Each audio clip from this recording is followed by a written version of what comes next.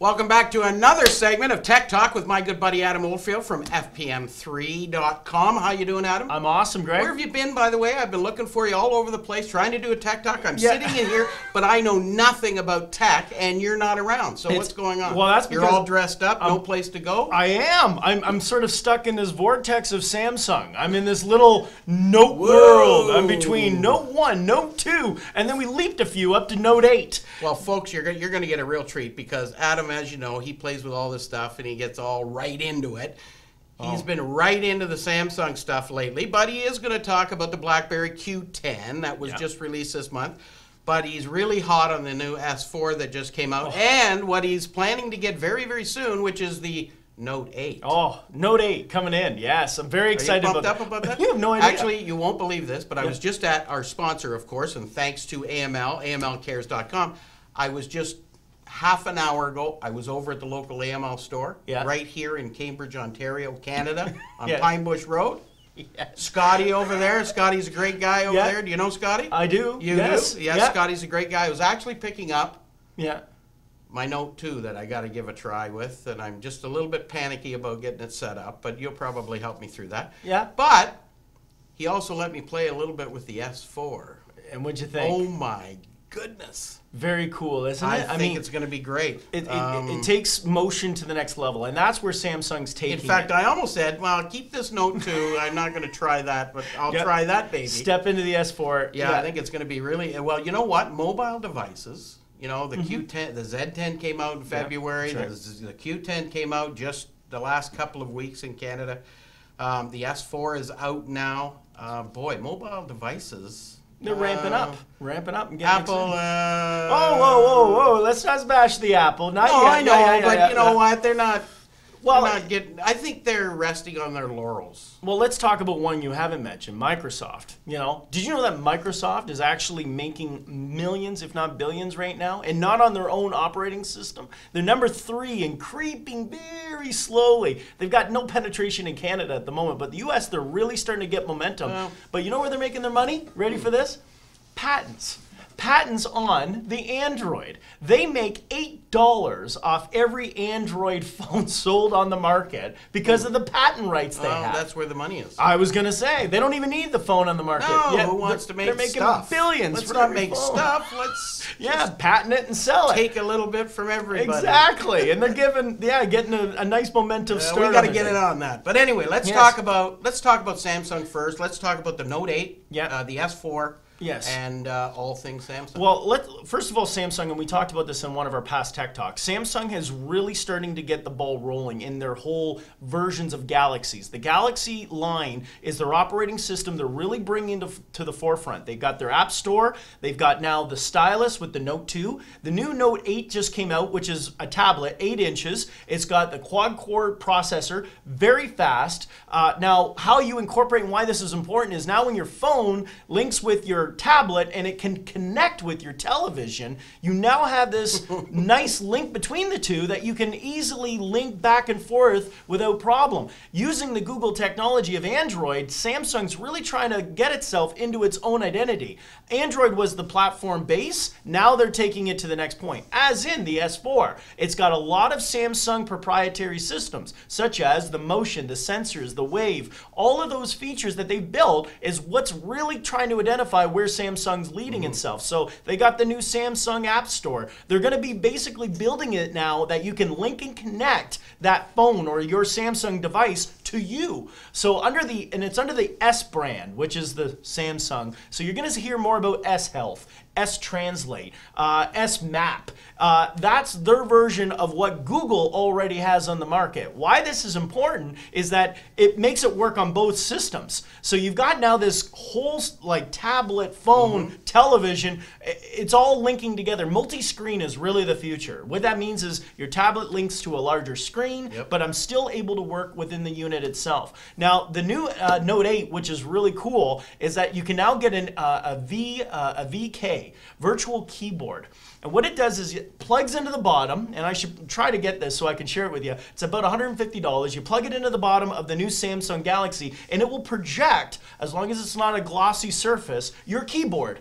So now you can actually type on whatever hard surface, and it will instantly work. So you no longer need the keyboard, but you can use it if you like. So this is the advancement of where we're going. Why that's important. You've got now a tablet with a pen. You can write your notes, dictate it, and now you've got efficiencies of being able to take your notes and transcribe it into emails or sending information out, scheduling your calendars, linking it all in real time, because all of this in this Galaxy world is going to the cloud, the big old Galaxy Samsung world of servers online. So that's what's exciting about that. But needless to say, there's also a lot of new things also coming out.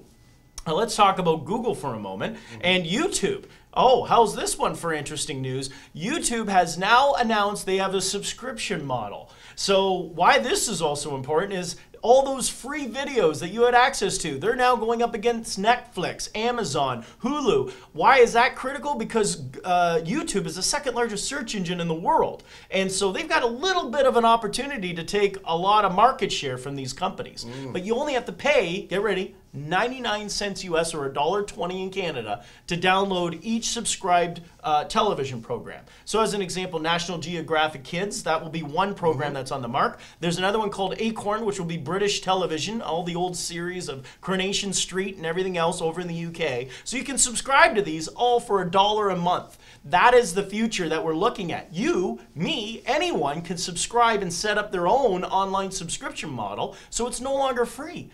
So if we wanted to set up a small business, have your own little video sessions, your training, now you can set it up and have it as a subscriber option. So if you did videos, training, otherwise you can set it up, register it with Google, and now you can have people subscribe to your channel. Maybe we can make money off of TikTok. Absolutely. I think there's a big market I'll be like swimming in Galaxy toys and iPads and phones, and I'll be like, hello, hello, hello. It's $1 a shot, buddy. It's $1 a shot. $1.20. We're in Canada. It's $1.20. Oh, yes, you forgot about HST and all the other things that come with it. So anyway, YouTube's got some really cool things that are coming out with that. Also, we got Google Glasses. You and I haven't talked about that, but it's coming out in beta market. You talked about that back, I think, last fall. And it's starting to get some legs. And you talked about it, yes, I've understood that. And they're saying that they're going to launch the actual product into the market by this spring. So remind everybody what Google Glasses is. Google Glasses is basically glasses, clear glasses, and it looks like something from Star Trek or from Iron Man 3, where you put a little headband on and it's got a little glass projector in front of you. And it gives you a heads-up display. It tells you literally what you're looking at. And it has voice recognition, so you can make a call, you can schedule an appointment, you can look at items and take a picture of it.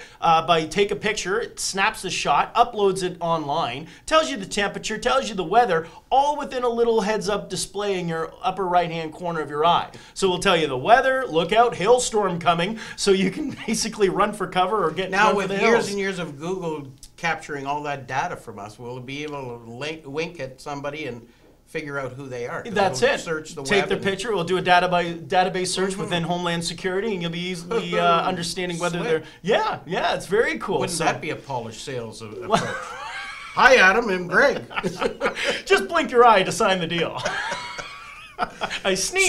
So that's in beta format? Yes, it is, and it's going to be. They're saying that they're going to be launching alpha in probably springtime. So they're actually bringing it to market, which is very interesting of where this is going to go. So lots of exciting things. What about the Q10? We talked about. I promised everybody we'd talk about the 10 operating system. Yeah. You know, here's what I get, and I actually said a few minutes ago I was over at the AML store. Yeah. Guys over there are saying, well, you know what? BlackBerry got up to speed. Yes.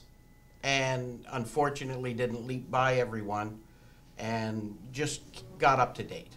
Well, here's the challenge with BlackBerry right now is support. They're getting support, but it's coming online slowly. So they still integrate a lot of Android systems, and we said that they were going to be able to link back and forth with each other.